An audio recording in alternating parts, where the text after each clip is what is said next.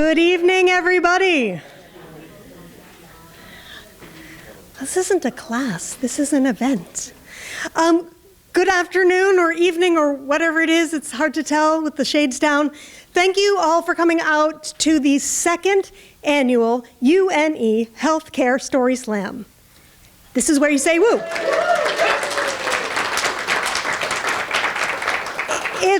It's very exciting. I've heard all the stories. I'm Tara McDonough. I'm your host for the evening. I've also been the story coach, and so I have heard all of these stories. I hope you have your Kleenexes and all of the feels ready and appropriate, because you're going to need all of them. But before we get started with the stories that you've come here to hear, I want to bring Karen Pardue up to welcome us all. Karen. Thank you so much, Tara. Good evening, everyone. I am so pleased that I was invited to bring greetings to the second annual Story Slam. I want to start by acknowledging the work of Teresa Orlandella, who is a senior medical biology major, and Ella Phillips, who is a first-year student, both of whom have worked tirelessly to organize tonight's event. So let's give them a round of applause. I also want to thank Justine Bassett for her leadership of UNE Innovation and her tireless guidance and support to the students. And I also would like to acknowledge David Shaw for his commitment to and support of innovation here at UNE and our Shaw Fellows program. As many of you may know, I have been here at UNE for a long time in many, many roles, but I'm also a registered nurse. I therefore have had the privilege over my career to provide care to countless families and individuals as they experienced a health care. In 1999, I was introduced to narrative medicine through a workshop with Dr. Rita Sharon at Columbia Medical College. Dr. Sharon describes narrative medicine as a branch of the humanities that is committed to improving our listening to and our understanding of patients' lives and experiences as they weave in and out of healthcare. Dr. Sharon's work really resonated with me, as healthcare providers receive stories all the time. Every day we listen to and interpret the information that people relay to us. Expertise with stories is fundamental for each of us to develop connection, communication, compassion, curiosity, and problem solving. The beauty of a narrative is that it provides the opportunity for the individual to describe their experience in their very own words, revealing their most private thoughts, fears, emotions, and triumphs. This exchange of stories is essential as people process important events in their life, and the telling and retelling of stories helps people find meaning and purpose in otherwise challenging times. Current research is now highlighting the benefit of caregivers and the medical community in exchanging narratives. Professional burnout right now is epidemic, and caregiver stories aid doctors, nurses, clergy, and the entire team to process the range of emotions they experience on a daily basis. The giving and receiving stories unites teams, binds people together who have collectively experienced a difficult time. Storytelling really is magic, and it has power.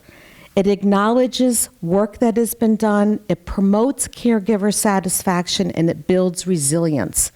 What a powerful strategy to combat burnout in today's healthcare system. So tonight, UNE students, faculty, alumni, professional staff are all here to share their unique and personal stories. Additionally, we want to welcome storytellers from Maine Health and the University of New Hampshire. I thank all of our narrators for their participation, and I thank all of you in the audience for taking in their story. I am confident I will leave tonight with new understandings and insights from the perspectives I'm about to hear. Thank you. Thank you, Karen. All right, let's get started.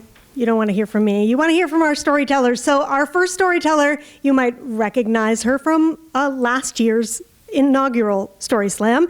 I put her at the end of the lineup last time. I'm kinder to her and getting it over with this year, so she's going to be first. She is a student here at the medical school, and her name is Jaden James. Jaden, come on down.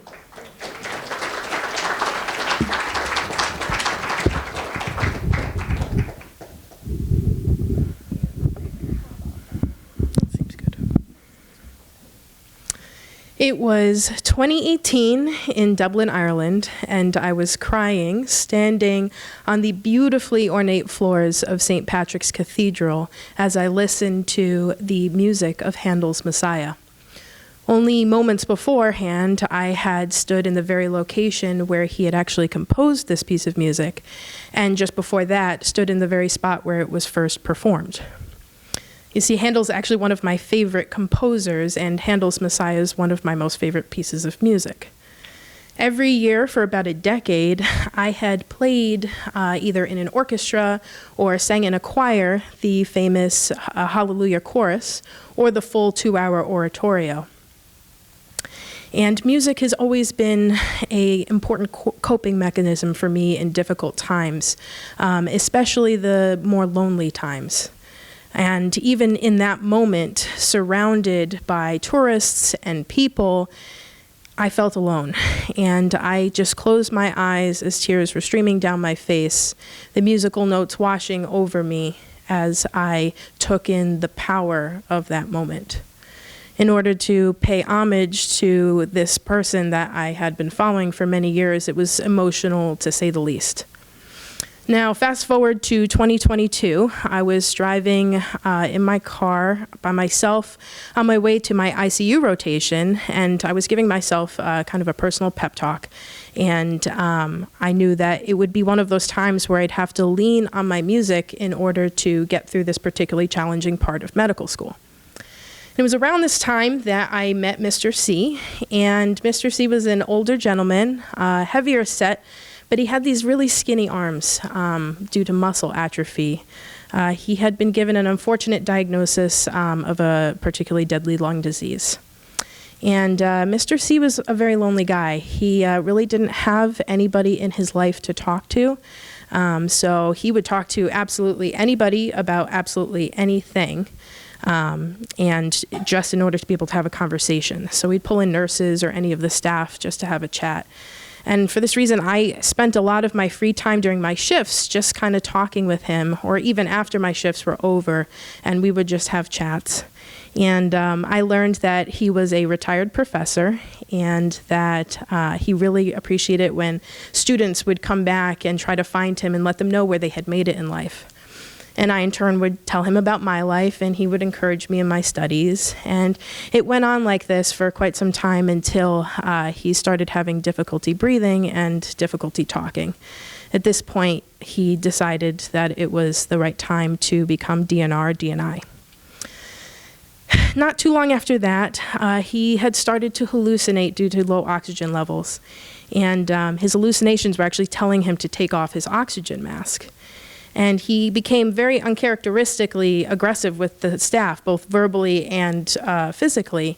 And it took, even though he had these really skinny arms, it took 2 full-grown male nurses to keep him in his chair just so he wouldn't swing wildly at anybody who entered the room.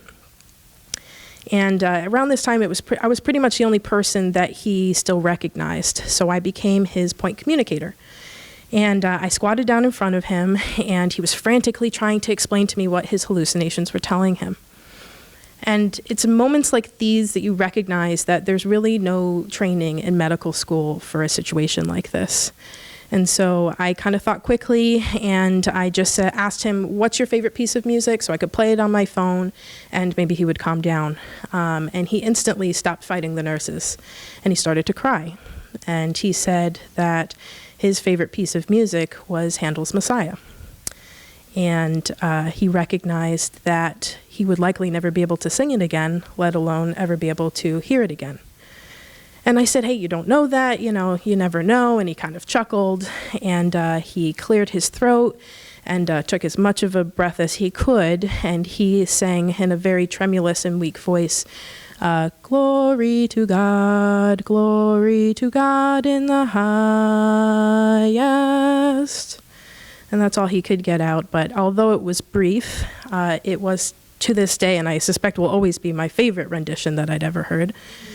And I had tears in my eyes, and I thanked him, and I made him a promise. I said, as long as you put your oxygen mask back on, after rounds were over, I would come back and we'd play the full Handel's Messiah just for him so he could listen to it.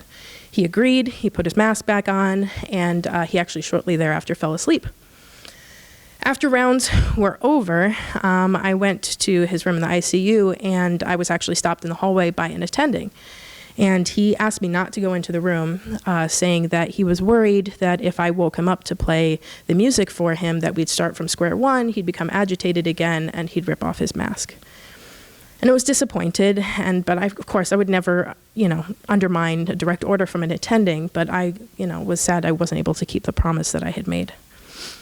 So I went home, and on my way in the next day, I had this funny feeling, just a weird feeling. And so when I came into the hospital, I didn't even go to the locker room. I kept my backpack on, and I went straight up to the ICU.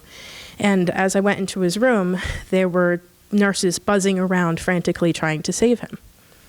And I was trying to make sense of the chaos, and I looked at the monitor, and I saw that his heart rate was dangerously low.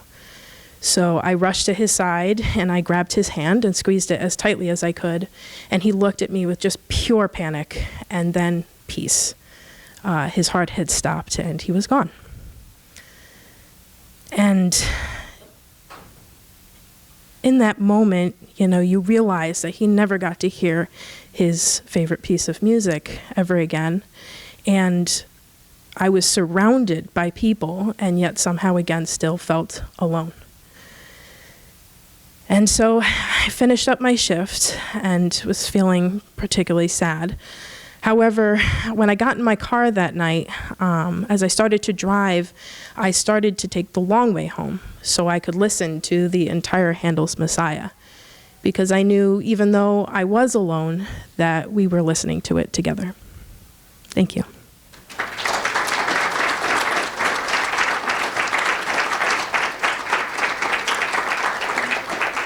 Thank you, Jaden. Next time you listen to the Messiah, maybe it's not till Christmas time. Maybe it's at, I worked for the symphony for a long time, so it's in my head.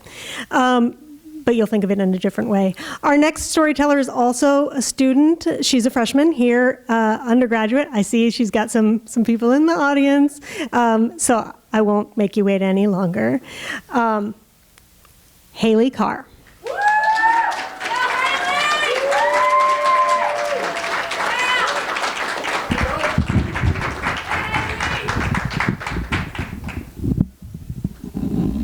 Short, give me a minute. All right. All it took was a 5-minute exam. At the age of 13, I started to develop hip pain. Fast forward a few months, and that pain had spread to my knees.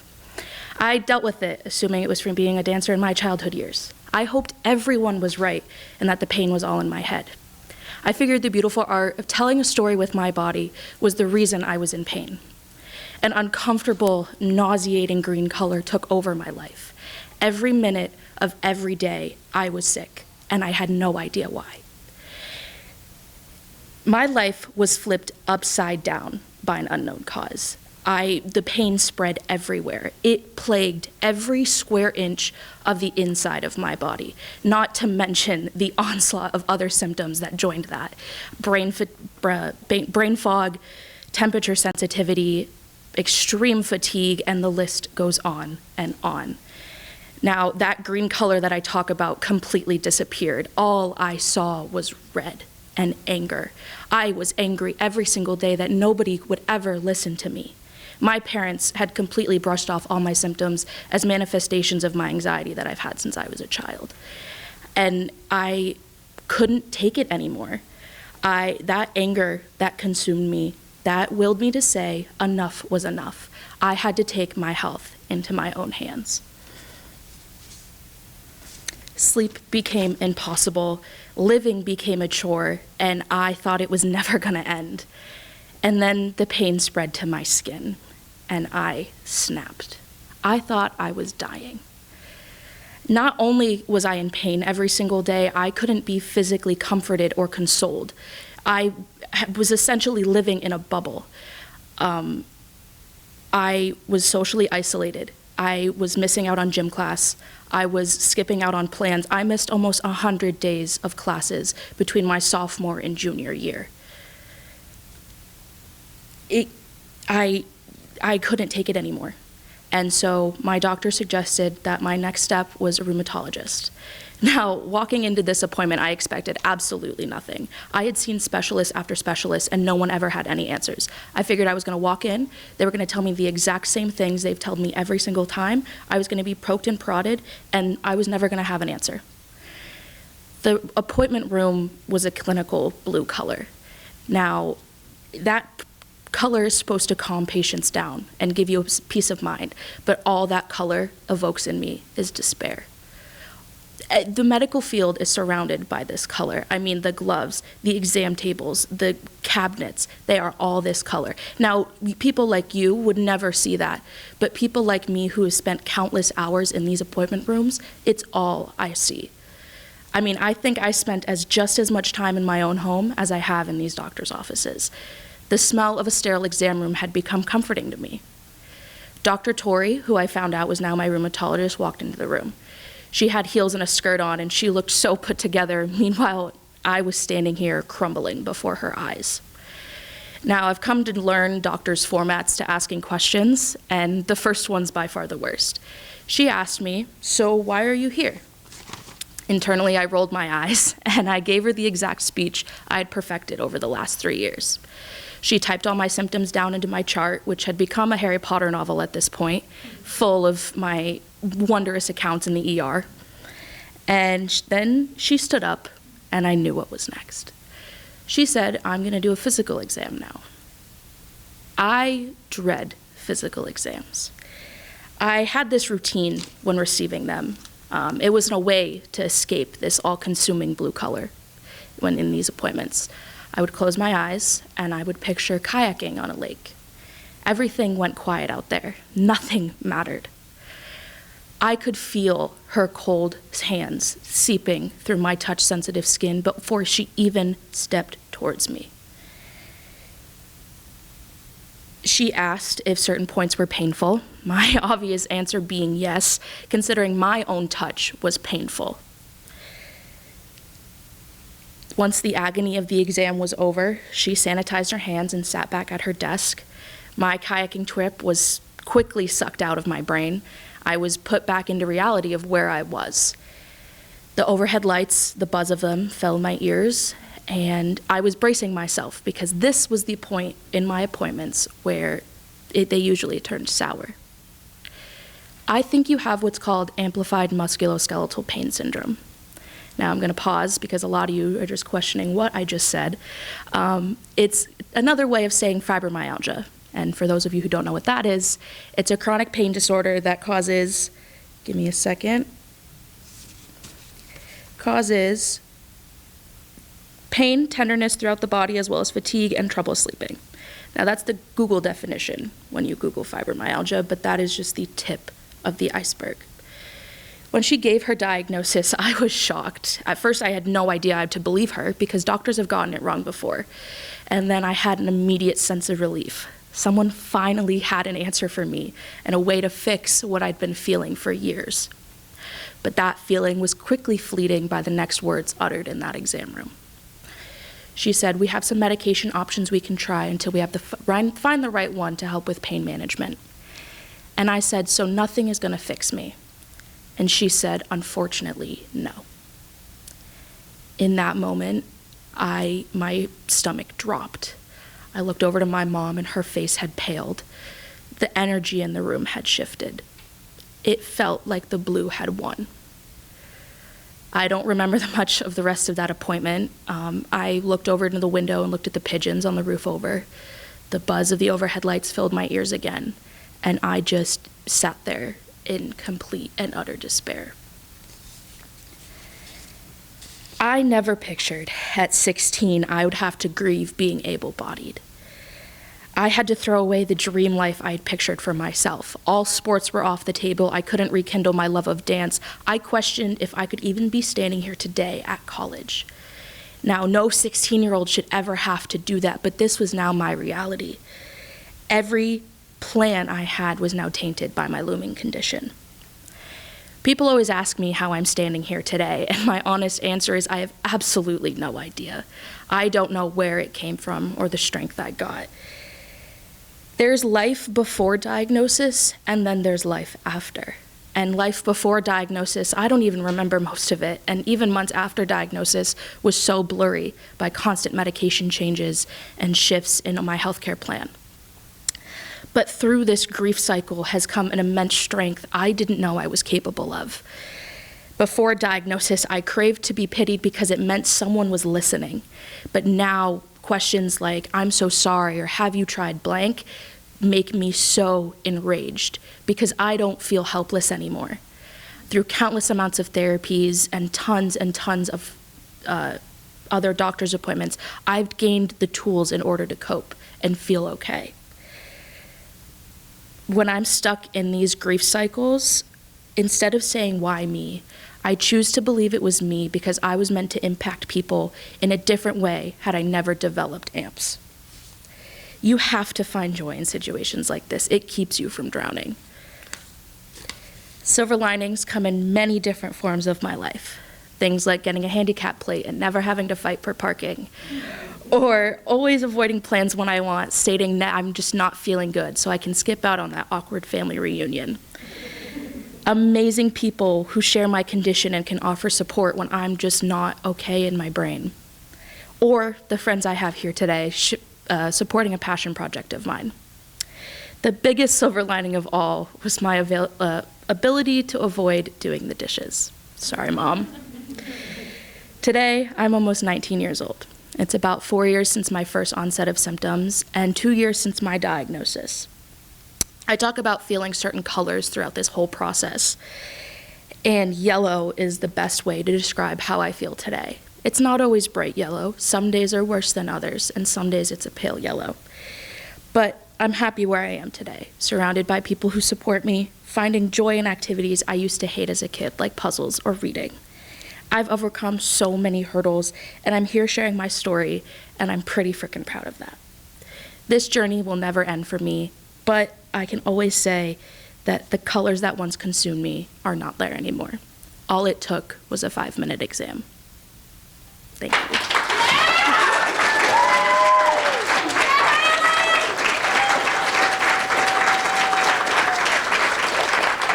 Thank you, Haley. Great. Our next storyteller, we're going off campus now for our next storyteller. She is a director at Maine Health Institute of Research, Susan Santangelo.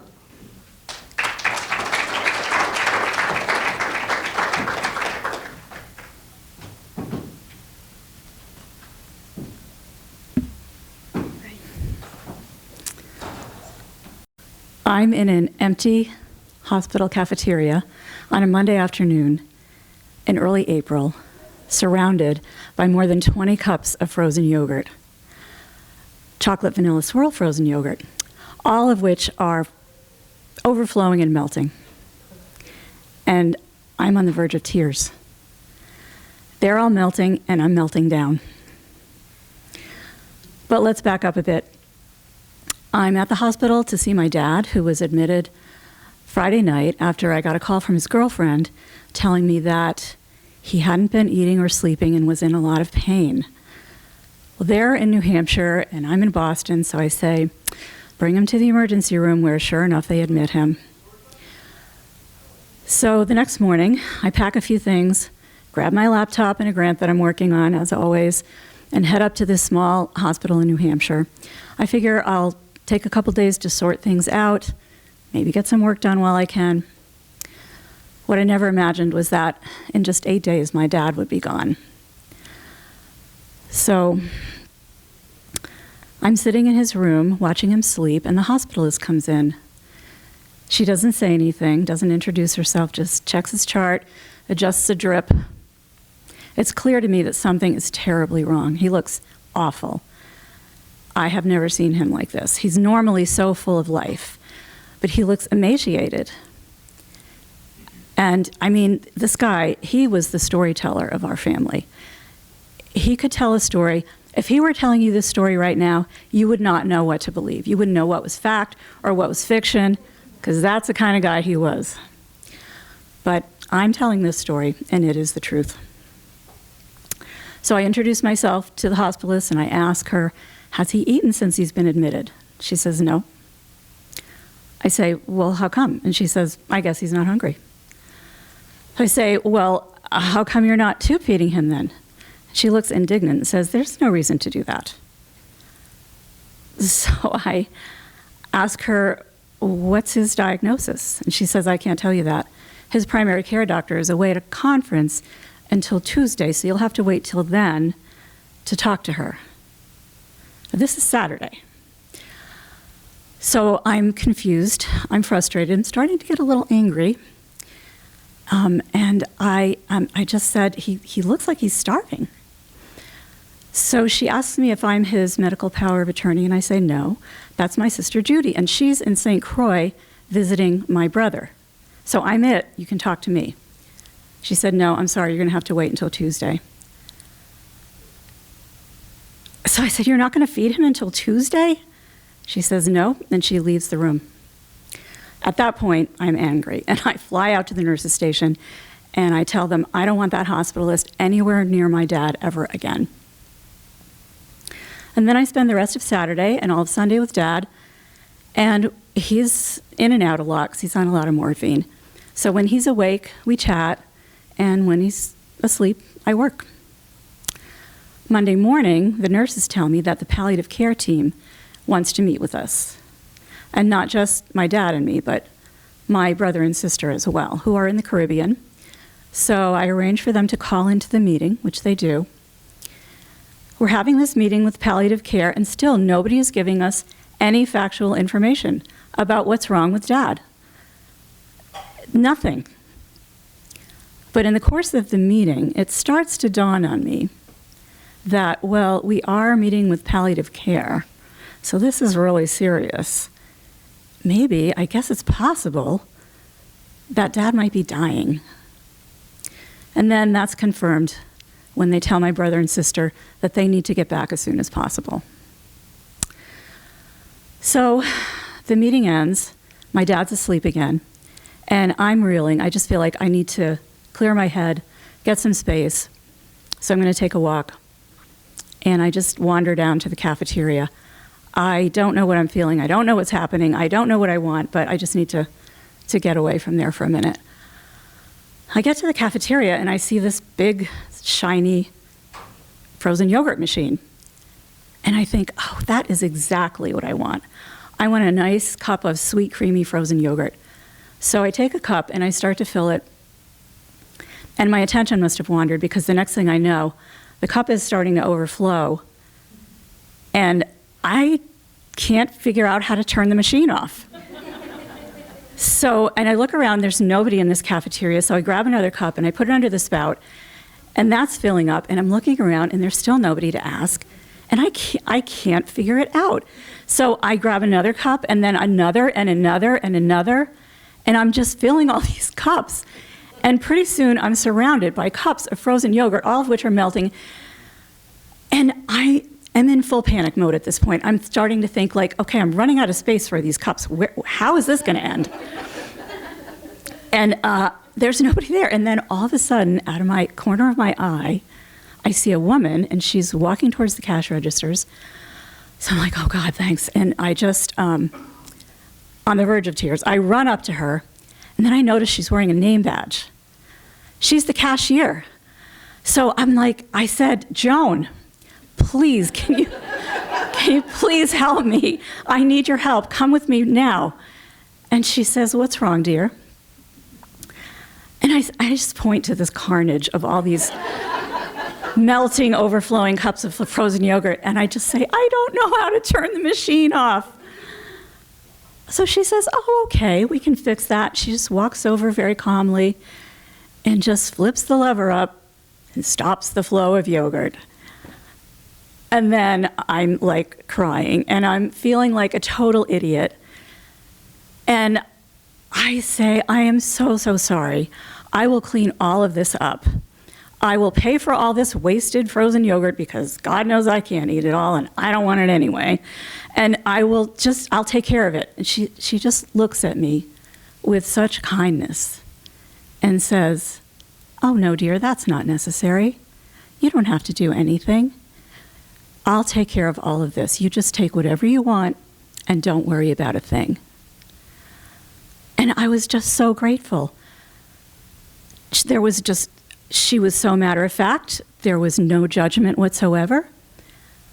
And in that moment, I just loved this woman, Joan, who rescued me, because that's what I felt. I felt rescued. And then I realized that no matter what was happening, it was going to be okay, no matter what. Since that day, whenever I start to feel impatient or judgmental or just not in a good place with someone else, I think of soft serve and I think of Joan, who taught me how very important kindness is. So very important that it just might be the lifeline that somebody else needs. Thank you.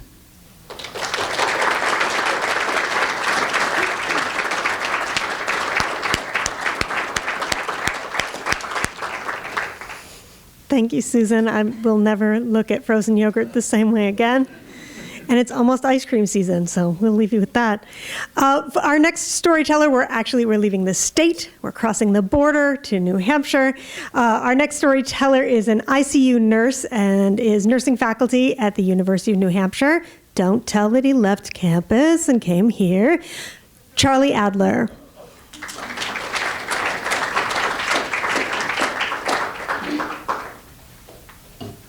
Sharon is your bitch.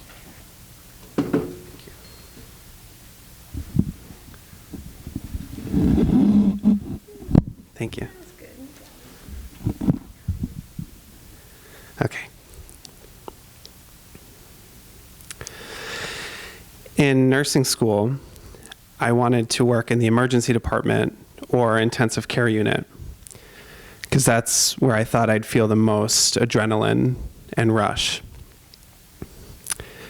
But what they don't teach you in nursing school is how it's supposed to feel when the adrenaline wears off and the rush goes away and the sand settles. How's it supposed to feel then? I've been an ICU nurse now for 7 years, and I've seen more people die in front of me than someone would in 10 lifetimes. We aren't wired emotionally to process multiple strangers' deaths.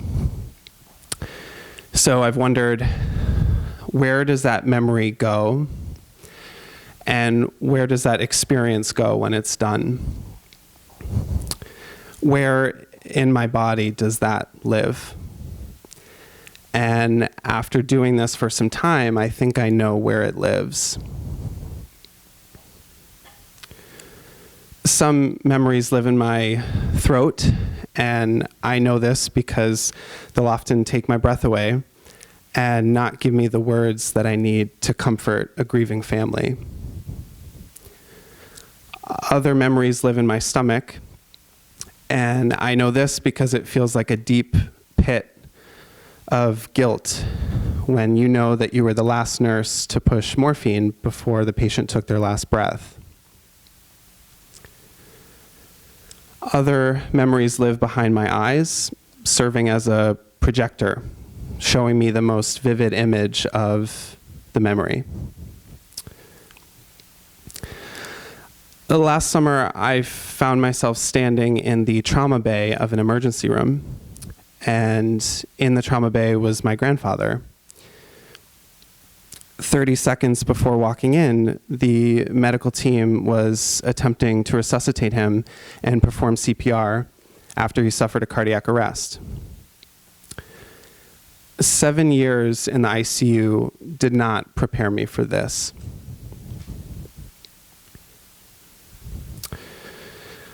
In that moment, I felt two parts of me competing for space. I felt the adult nurse self who was critically thinking through every medication that was given, every intervention that could have been done to help save my grandfather's life. And the other part of me was the innocent inner child, the grandson who desperately wanted to grieve over the loss of his grandfather. So to me, it felt like one of those picture frames with different colored sand in it. And so as the frame turns, the sand falls into different areas of the frame. So I had white sand, which was my adult nurse self, mixing with blue sand, which was my grandson self. And there was blue sand where white sand should have been, and white sand where there was only blue sand before. And it never really settled.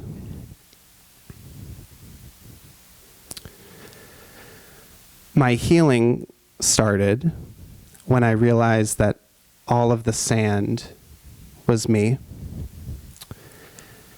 and that sand isn't meant to settle. Thank you.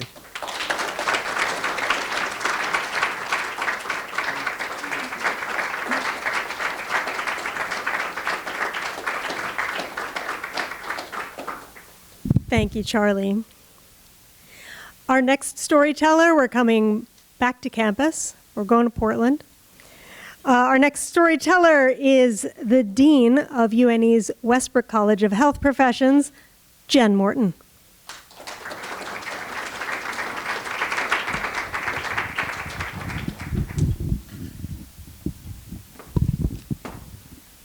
Good evening. I would like everybody to take the hands of somebody next to them or put their hands out front and close their eyes. I would like you to imagine being in a very large circle of people holding hands. The heat is intense and humid. There are roosters crowing in the background as the sun rises.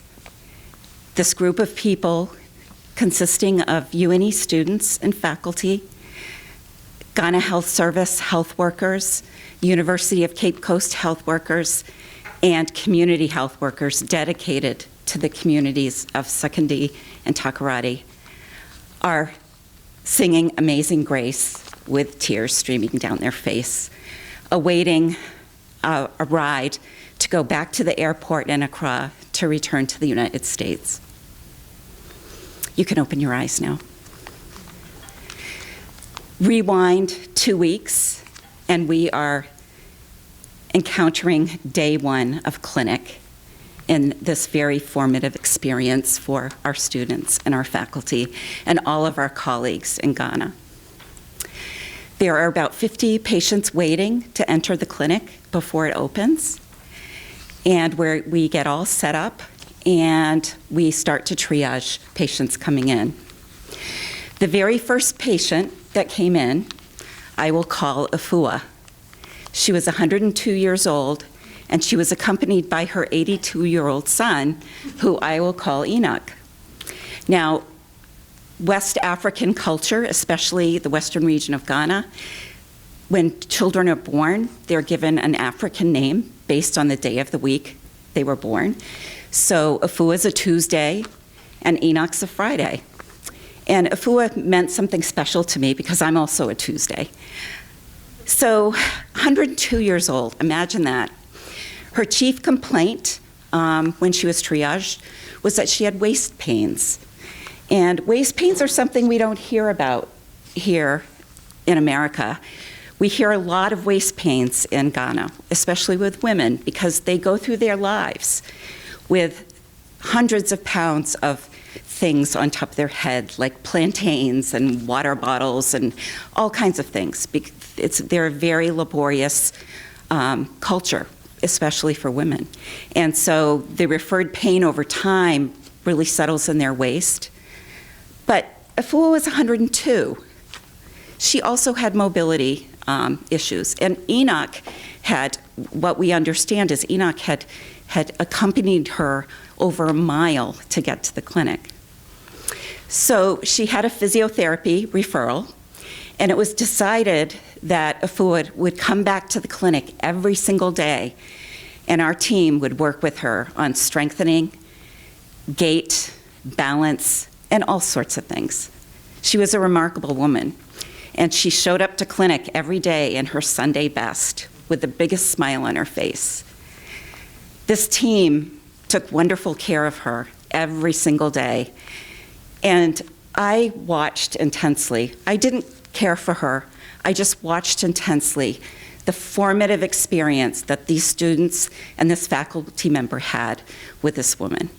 She made great gains over the week, and we trained her with the strengthening with a walker. And so for those of you who don't know what a walker is, it's a piece of aluminum.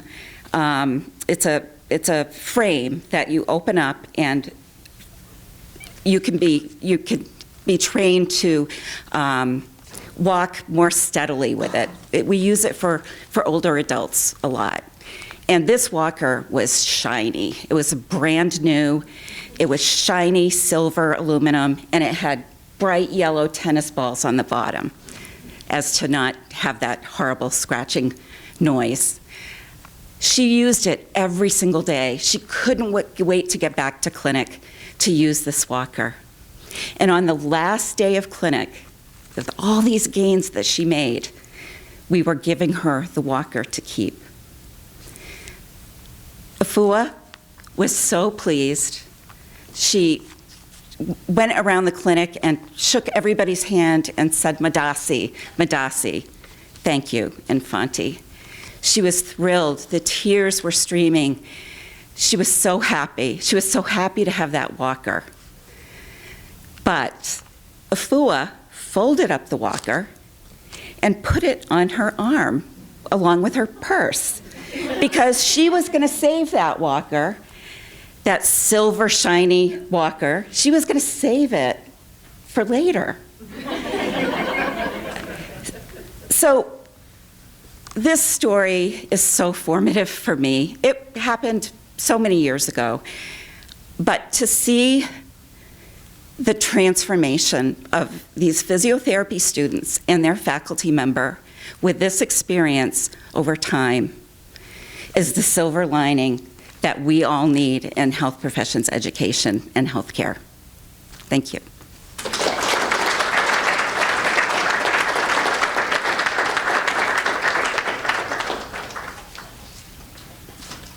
I can just imagine the tiny little old lady just like, boop, walking down the road. Because, you know, she didn't need it. She's going to need it later. Our next storyteller is a UNE staff member and also a parent of a student, class of 2025, Angela Coulomb.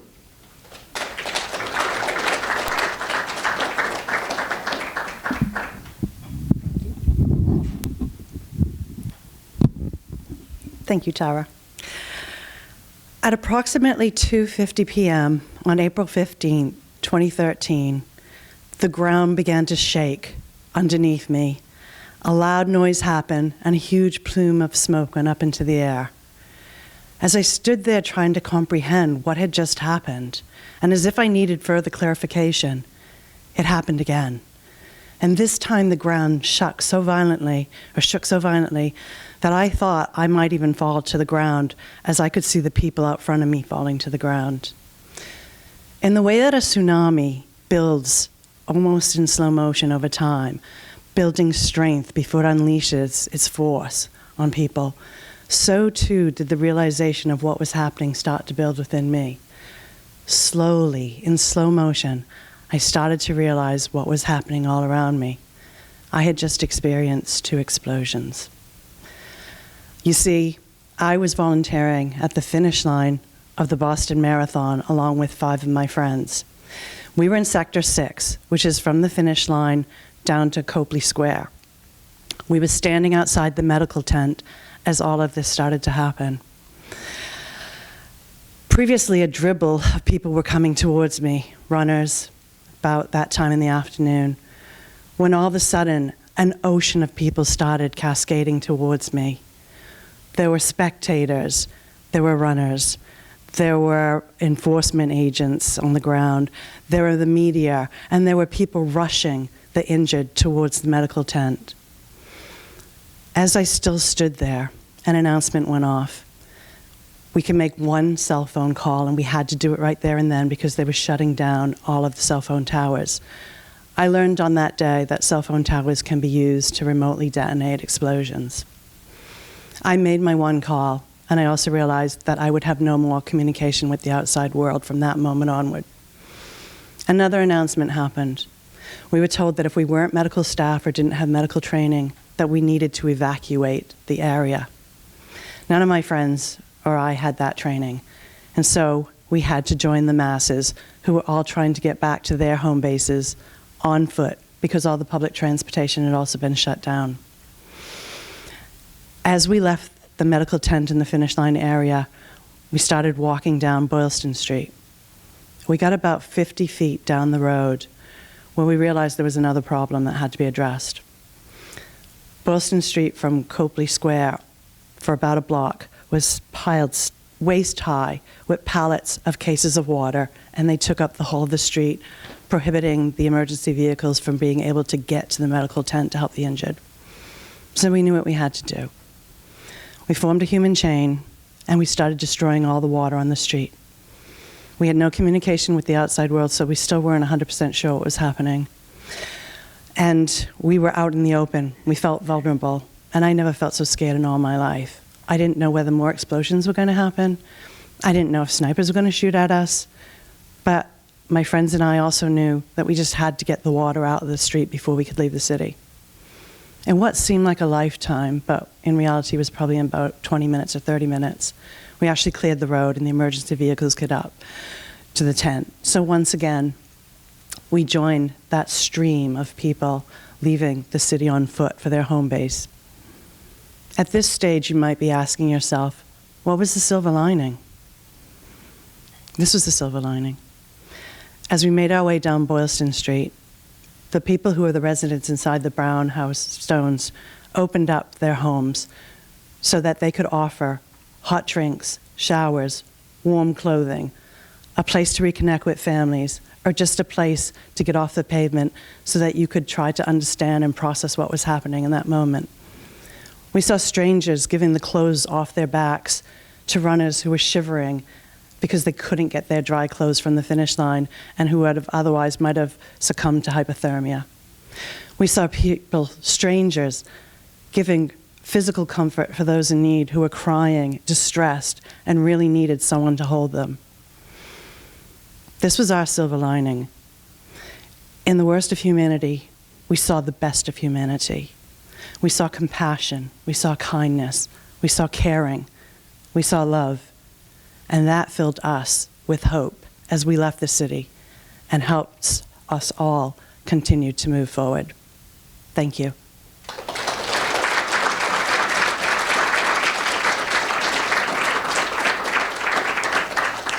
Thank you, Angela. Our next storyteller is also UNE faculty in the Westbrook College of Health Professions. I've been practicing her last name. She's watching me now to see if I'm going to get it right. And when I think about it, I'm doomed. I'm doomed now. I'm going to take a deep breath and I'm going to say it.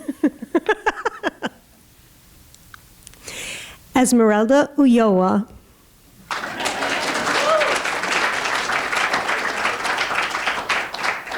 You landed that pronunciation. First of all, I'm going to ask everyone's patience with me. This story is a very difficult one for me to tell. Expect tears, expect boogers. I'm going to be a royal mess.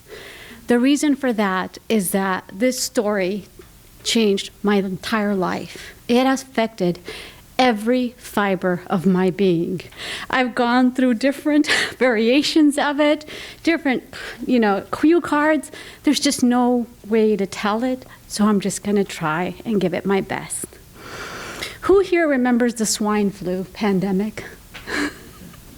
Very few people do, but I remember it. It was December 2009.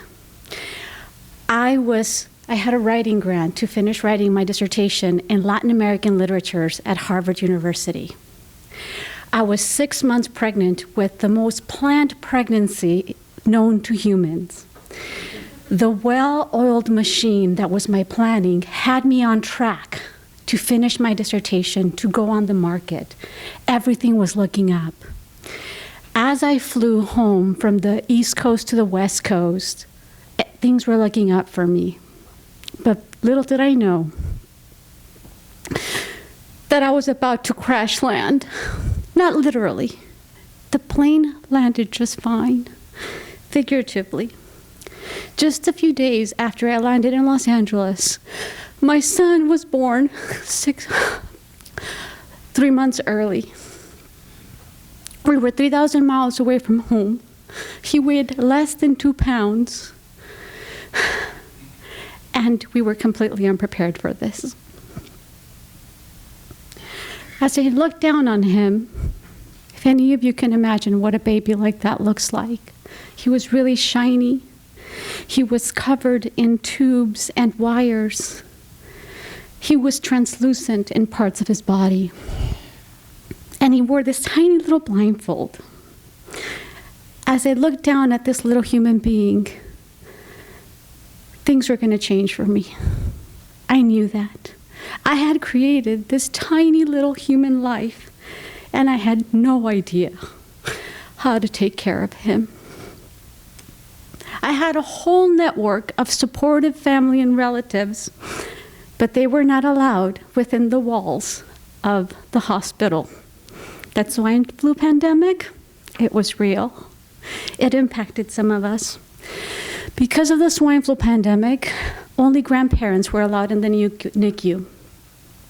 To me, this meant that the only person who could come visit was my mother. And she was the last person I wanted to see. I had told my siblings not to allow my mother to come to the hospital, but she came anyway, uninvited. She sat down in my hospital bed, and she ranted, and ranted, and ranted. She talked about the bus driver. He was a jerk. Talked about her x-ray, her knee pain, her medications. Not once did she ask me how I was doing. She didn't even ask if my son was alive. He was on a ventilator. She didn't know that. She did not have the wherewithal at that moment to ask about me or about her grandson. You see, her illness did not allow her to have that wherewithal. She was in the midst of a manic episode, one of the worst of her life. So here I was. I had become a mother. I was responsible for this tiny little life. The swine flu pandemic had cut me off from my support, and bipolar disorder deprived me of my mother. I needed her support more than ever in this moment. I needed her guidance, her nurturing. As she sat there carrying on and ranting and ranting and ranting about trivial things, I seethed with anger. It took all I had to not lash out in anger at her. You see, I understand bipolar disorder. I'd lived with it my whole life. My siblings and I had developed the whole flight-related vocabulary to talk about her episodes. We would say, she's on the runway. She's ready for takeoff. We would say she's flying the friendly skies, or she has crash landed. I had crash landed too, and she was completely oblivious to it.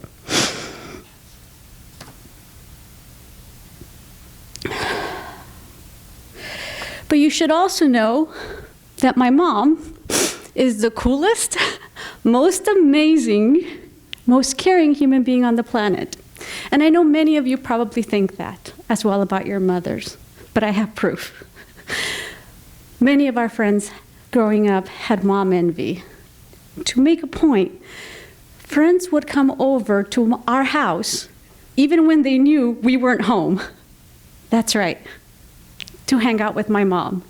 She is that cool. She is that cool of a human being. Our friends even called her Chewy. No one calls her mom or anything. She's Chewy to everybody. Our friends call her to this day Chewy the homie. The grandkids to this day call her Chewy the homie. She is that cool of a human being. But not at that moment. At that moment, she had nothing to give me. And I knew, as she sat there, ranting and ranting, that I could not ask of her to be my mother. I could not ask her to provide the nurturing, the guidance, to help me to be a mother myself. So I sat there and I listened. You see, this is bipolar disorder. These are the two sides of bipolar disorder. Chewy the homie, and this ranting woman who could not be present. Because of the swine flu pandemic and because of bipolar disorder, I sat in this hospital and I did not have the support that I needed. I did not have the guidance that I needed from family members, from my mother. But what I did have was a whole team of healthcare workers who stepped into my life at a moment when I could not figure out my way.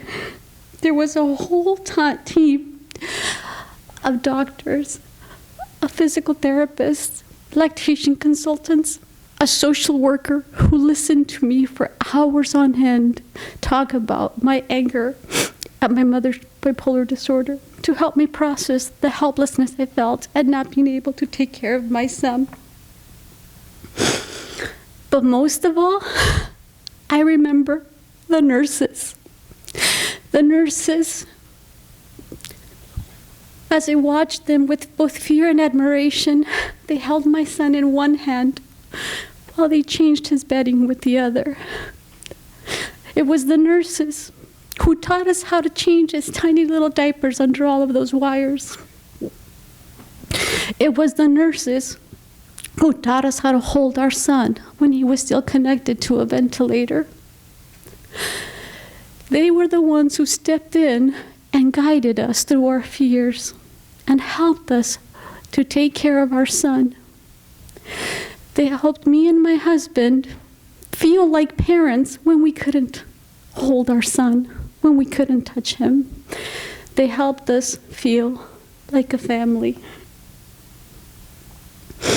So naturally, when I finished my dissertation and I got my PhD, I dropped it all. And I decided to become a nurse. Best decision of my life. One of the 3 best decisions of my life. I am now a psychiatric nurse and a nurse educator. I am exactly where I want to be. I'm a mental health advocate, and I have the privilege every day of talking with future nurses about mental health. That tiny little scary body, that little boy, he is now a 13-year-old terror. And I'm also very happy to say that it has been 13 years exactly since my mother's last manic episode. And she continues to be my hero, and she continues to be Chewy, the homie. Thank you.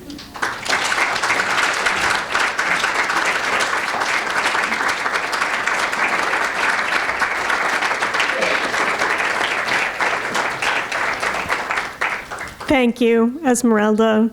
There were tears shed working on that story, not just by Esmeralda.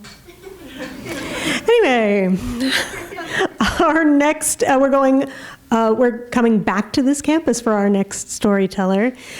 She is a faculty in the College of Arts and Sciences, and I think she's going to do this without a mic stand. We're going crazy now, going crazy. Welcome to the stage, Linda Morrison.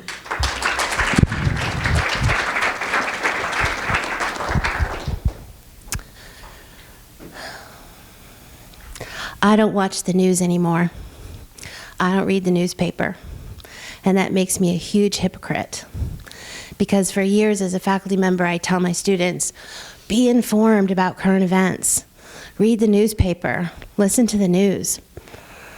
As future mental health care providers, you need to be aware of what might be triggering your clients. Things like police brutality or school shooting or anti-Semitic violence on campus. For 27 years, I've been a full-time psychology professor at UNE, and I've also always had a part-time private practice. I see 5 to 6 clients a week. I've never advertised, and I've never had to. So what's my problem with the news? Twice in the last year, I've had to cross people off my wait list because I read in the news that they died by their own hands in the obituary column. So I unzip my Franklin planner, zip, zip, zip. I look at my wait list and I cross their name off, and I'm just devastated at the failure of our current mental health care system to provide needed care for people.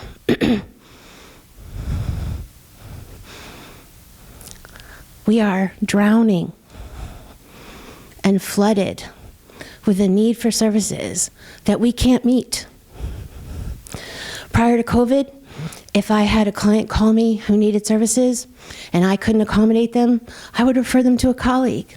I would say, hey, I have a colleague in Kennebunk who can see you. But right now, every single mental health care provider in York County has a wait list.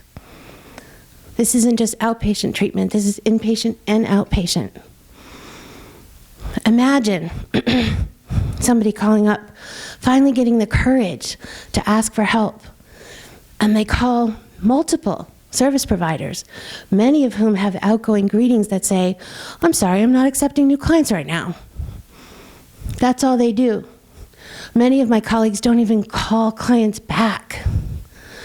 Last week, I got 8 calls from insurance companies, 8, asking for services for their subscribers. I also got 4 new patient calls. Today, I have 23 people on my wait list, and I see 5 clients a week. We are drowning, drowning. There's a concept called moral injury. It was originally developed to reflect the experiences of combat soldiers. More recently, it was used to reflect the experience of emergency room personnel when they were faced with making decisions. They have 10 ventilators and 20 people who need them. They come home exhausted since COVID, working a double shift because their colleagues are sick. And not only are they physically exhausted, but they're absolutely morally and ethically distraught. Moral injury happens when we can't help the people who need to be helped. I feel that every single day. Every single day. As a healthcare provider, the first thing we're taught is to do no harm. How can we fool ourselves into thinking we're not doing any harm when we cannot provide services for people who need them? I get calls from moms saying, please can't you just squeeze my daughter in? She's suicidal and she's 16. Or a guy calls and says, my wife says if I can't see a therapist, she's going to divorce me. This took a lot of courage for people to reach out for help, and I can't help them. It makes me really sad. But this is supposed to be about silver linings. I have one, I promise. I've been a professor here for 27 years, and in the last 3, since COVID, I think I would have given up a lot of hope if it hadn't been for my students. See, we are lacking qualified mental health care providers to refer people to. And I feel like my silver lining is I get to work with students, some of whom are here tonight, I see you, who I feel like I'm training to be new soldiers in this battle. And that is the only reason some days I still keep going. I still call those clients back. I say, I'm sorry I can't help you, and I don't know where I can refer you, but I can put you on my wait list. Because the next day I come in my counseling theories class or my psychopathology class, and I feel like I look out at the sea of students and I think, maybe in 2 years you'll be a colleague, a competent colleague I can refer people to. And it gives me hope, and it helps me wake up tomorrow. So I thank my students. You are my silver lining, and I'm so very grateful and blessed to be a professor here. Thank you.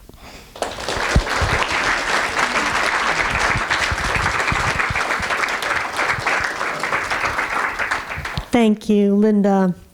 Having a moment. We have 2 more storytellers to come, and so I will take my emotions off stage and bring on our next storyteller.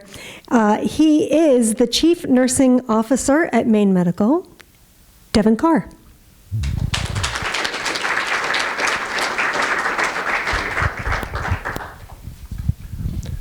It was a typical Tuesday, and I had a little bit of free time in my schedule. I was working as a nursing administrator at Vanderbilt University Medical Center in Nashville, Tennessee. And so I went out and did some rounding, which was common, and I did that every time I had a free opportunity. And I had a fairly large number of units that reported to me, including surgical units. And so I walked up on the unit on the 7th floor that day, and I stopped at the desk to check in like I frequently do, and just tell me what's going on. I'm talking to the nurses, how's your day, how's staffing, anything really going on? No, just business as usual. It's what we do. We take care of people. It's just routine. So nothing remarkable to share, nothing significant to talk about. But one of the providers came down the hall, a nurse practitioner, and she stopped me and she said, "You have really great nurses." And I was like, "Of course I do. They're not mine, but we're all part of a team together. But yeah, the nurses here are great. We have really great nurses. We're very fortunate." And she said, "They've taken amazing care of this particular patient." And again, I said, "Of course they have. It's what we do." And she said, "This is different." And she said, "We have a very complex patient that's been on this unit." And she proceeded to tell me a little bit of history about this patient. This was an individual who had been in a long-term care facility for some time now and had a pretty sad backstory. And the backstory was they were in another hospital a couple years prior, had a ruptured appendix and didn't get to the OR in time. And from infection and sepsis, experienced a cardiac arrest. They were resuscitated, but had brain damage as a result of a lack of oxygen to the brain. The patient ended up with the tracheostomy tube so they could breathe through their neck. They had a feeding tube in his stomach, and he was eventually placed in long-term care in a persistent vegetative state, not able to interact, not able to make decisions, not able to communicate, and absolutely assured of an abbreviated life because of the likely complications that would occur as a result of this unfortunate circumstance. Over time, the patient experienced something that was sort of an unsettling event. In his behavior, he became very agitated, and they couldn't understand why. So they transferred him by ambulance, and he came to our hospital. And in the emergency room, they identified that he had an infection in a fingernail. And while that sounds pretty benign, it's excruciatingly painful. And so his behavior was a result of the extreme pain that he was in. Somebody very quickly diagnosed that with a really thorough assessment. They called anesthesia, they put a nerve block in his finger, and his behavior immediately calmed. So they took him to the OR, they did a debridement, they sent him to the surgical floor, and our job in providing care for this patient was to get him just, some IV antibiotics, ready to go back to the long-term care facility where he would not live but exist. Now, as I'm talking to the provider, she said, the nurses have been so incredibly good with this patient. And again, I'm thinking, it's what we do. She said, they've really been taking extra care with him. They've been looking at his behavior, spending time with him. And those of you that know anything about me know that I'm really passionate about fundamental care and how nursing care has the potential to make all the difference in the world. And I also say this knowing a physician's going to follow me who might disagree. But we think we are the care that makes the difference. And so in doing just what we do every day with this patient, the nurses felt like this patient was a little more appropriate than what the team had led them to believe. And they said, you know what, we think he's watching us. He's watching me when I'm in the room. And they're like, coincidental. And they're like, he's trying to talk. And they're like, nope, just, random movements. The nursing team persisted and said, there's more here than what you're giving credit for. And as a result of that, they got orders for physical therapy. They got the airway team in to assess his airway and say, does he really need a tracheostomy? Sure, he's had it for 2 years, but does he really need it? Eventually, they were able to remove that trach, and then they were like, we think he could eat. And so she's telling me this story about how we've really gotten this patient in so much of a better state because of nursing, spending time, getting to know the patient, and attending to the patient's fundamental care needs. And she said, go back and look at the patient. She said, that's going to tell the whole story. Now, we've taken care of elderly nursing home patients all before. It's what we do. And we've seen this, there's the picture there, the emaciated, maybe not good skin integrity, maybe, contractures and impaired mobility. So you have this mental image. And I went back to the room to see, what kind of a difference have we made in the life of this patient that's been, in a long-term care facility. Now, the bed was empty, so I was like, well, they must have taken him for a test. And there was a family member, there was a young gentleman in the room standing up, and I was like, okay, I guess he's gone to a test. And I went back up to the desk, and she said, what'd you think? And I said, he wasn't there was just a young guy standing in the room. She said, that's him. This was a 30-something-year-old man who had been assigned to a nursing home to live out the rest of his days, who is now walking, talking, eating.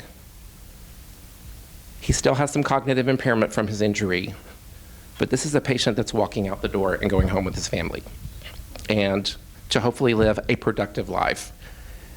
This was 100% the result of nurses paying attention to the patient's fundamental care needs, interacting with the patient, assessing the patient, understanding the patient, most importantly, advocating for the patient.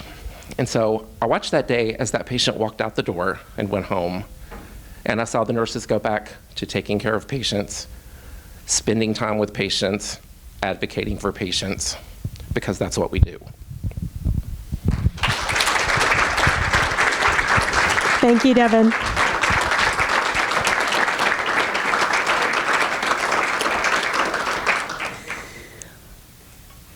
Are you ready for the last storyteller of the evening? There's cookies later. But it's worth waiting for. Our final storyteller is a primary care physician. He's a UNE alum. He's also an actor and a playwright. And I could say more. I've known him for a while, but you'd rather hear it from him. Hal Cohen.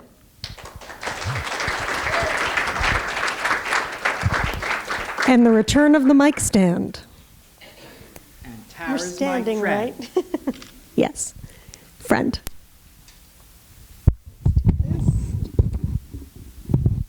Thank you. Testing? Yes. So about 10 years ago, I found myself, because I drove myself there, at a theater in Portland, the Good Theater. And to my left was David, who was a big teddy bear of a man with a brown eyes and a round face and hair that never saw a comb, ever. And to his left was his son, Adam, who was in college at this point in time. And Adam looked more like his sister, Sarah, than David, but it was close enough. So we were there to see a play. A monologue, actually, and the monologue was about Sarah. It was about myself, and it was really about all of us. And I wrote the play. So about 15 years before that, I was the pediatrician on call at Southern Maine Medical Center, and a 3-year-old was admitted to the ICU. She wasn't doing bad, because really anyone doing bad would go to Maine Med, but she just needed to be monitored. But she had asthma, she was a little tight. She was on all the usual medications, which I'm not going to go over in detail here because there's no need. But she was doing well. But the caregiver who was there was a family practice doc, and as was the protocol, you can't admit to the ICU if you're a family practice doc. You needed the on-call pediatrician. And I really didn't like the guy. So I shook my head because he did what he wanted to do, which he did so many times before. But I assumed care. I gave him a call. I said, do you mind if I take over the care of Sarah? And he said, sure, fine. And that night was completely uneventful. I think I spoke to the family by phone. It was so uneventful. They weren't in that night. And at the end of the night, I went home, and the next day was my day off, and I was doing day off things. And then I got a phone call that night. And that phone call was from the pediatrician who was covering me, because Sarah took a turn for the worst. She was 3 years old, and she was now coding. And since we are not a big hospital, they wanted every hand aboard. So when I got there, the respiratory therapist was there. Don, who was the pediatrician, was running the code. You had nurses. We had anesthesiologists. She was intubated. My job for the night was simply to inform the family, because the family came in and no one was there with them. So my job was to go and look at the code and then go back into the room and tell them how their daughter was doing. And she wasn't responding to anything. On the phone, we were in touch with Maine Med, who was reinforcing everything we were doing, adding ideas. My job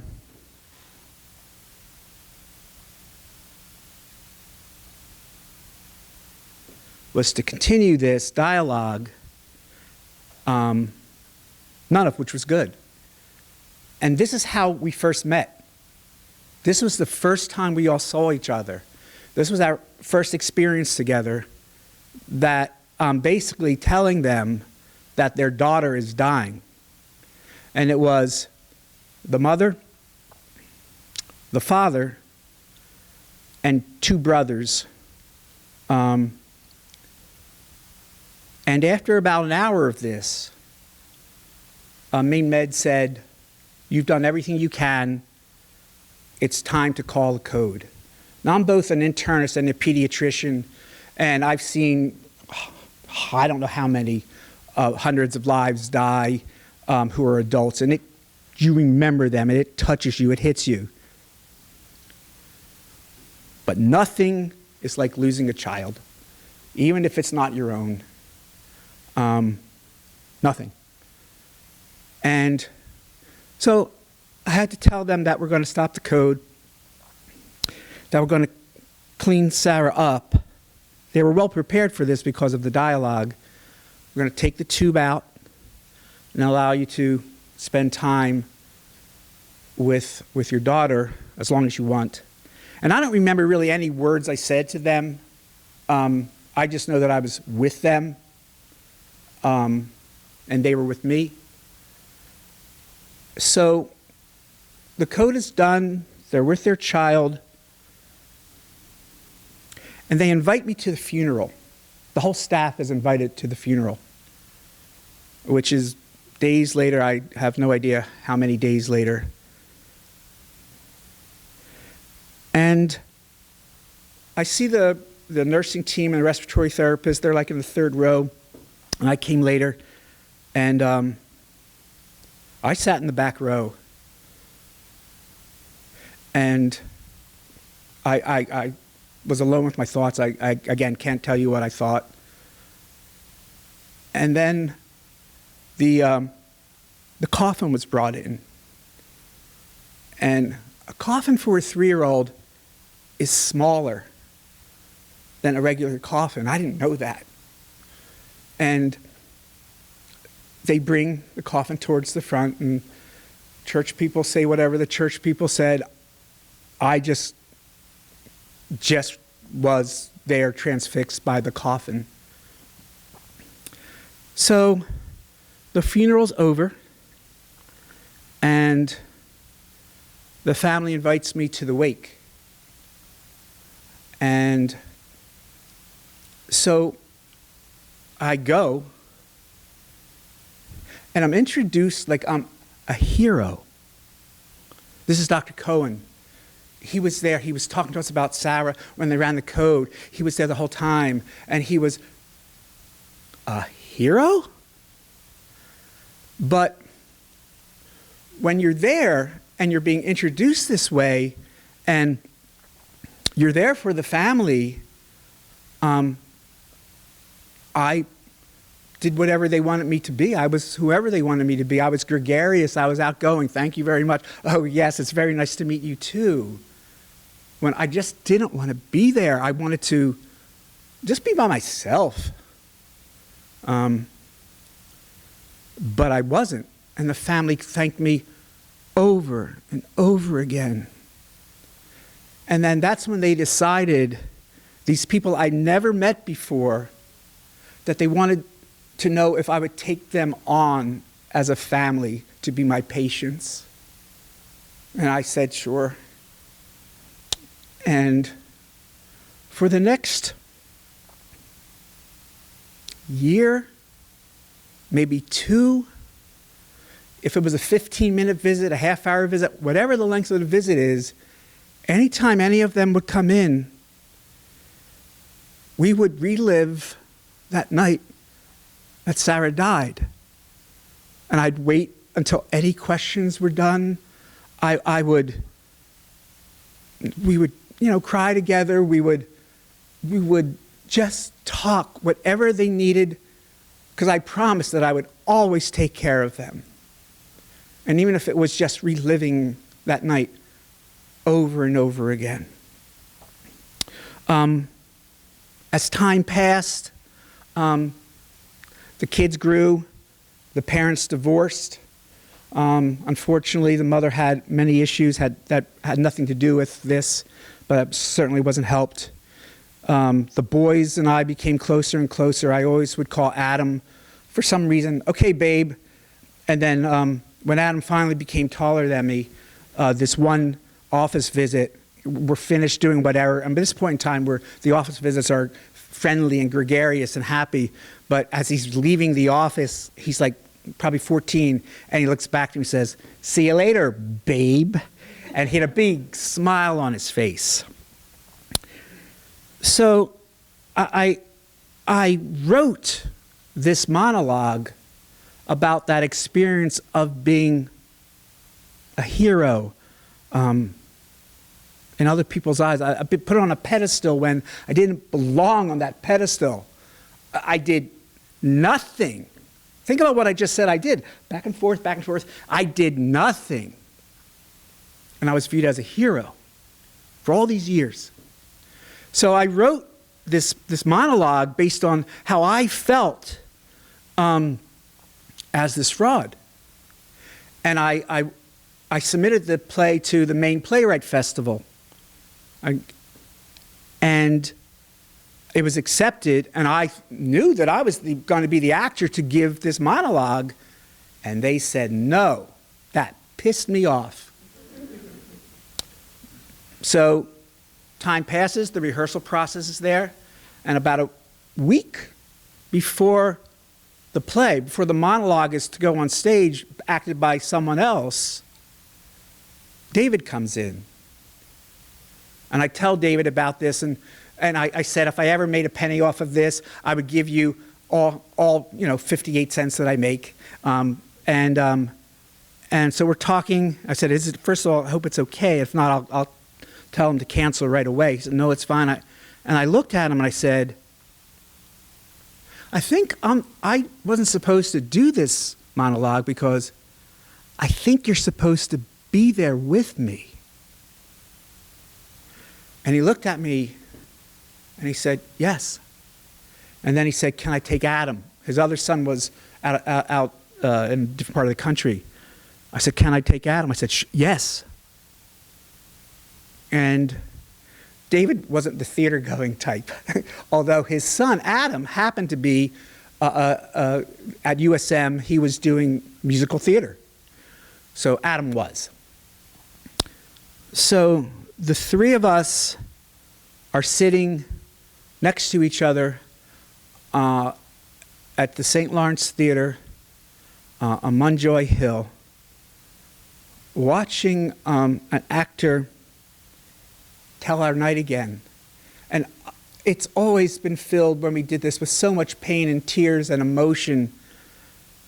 And it is again. We are crying together. We are just bawling, but we're all together. But there's not the pain that we had before. It's just the shared experience that we've had. This, like a catharsis, this release. And the play's over, and David, who's crying, we're all crying, he starts apologizing for crying, which leads for him to keep saying, I'm sorry over again. And I start laughing. And Adam starts laughing at his dad. And we do this group hug, like you see on TV, and we're just hugging each other. And, you know, the big burly man with the messed up hair in the middle, and Adam, who's taller than me, and me now little, on this side. And we're crying and laughing, and we're saying that we love each other. I love you. I love you. I love you. And so I'm listening to all these stories tonight. And what I realized that we don't teach in med school. And I don't know why. But I'm telling you, it is okay to tell your patients, I love you. Thank you.